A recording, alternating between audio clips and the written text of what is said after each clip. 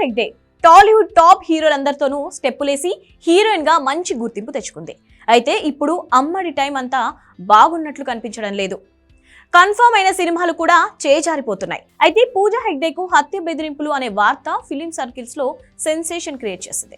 ఒక popular Instagram account ఈ విషయాన్ని పోస్ట్ చేయగా కాసేపట్లోనే అది వైరల్ అయింది. ఒక క్లబ్ ఓపెనింగ్ కోసం పూజ దుబాయ్ వెళ్ళగా అక్కడ ఏదో గొడవ జరిగిందని, తన బెదిరింపులకు గురైందని ఆ పోస్ట్లో ఉంది.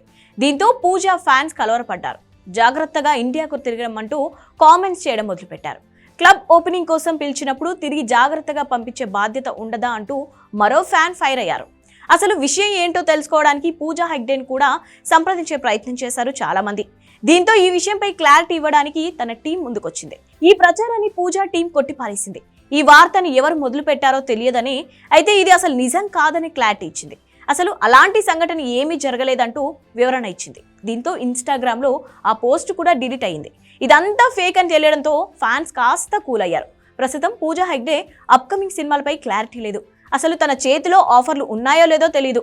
ఇలాంటి సమయంలో ఈ హత్య బెదిరింపులు అనే ఫేక్ న్యూస్ వైరల్ అవ్వడంతో ఆమె ఒక్కసారిగా లైమ్ లైట్ లోకి వచ్చింది.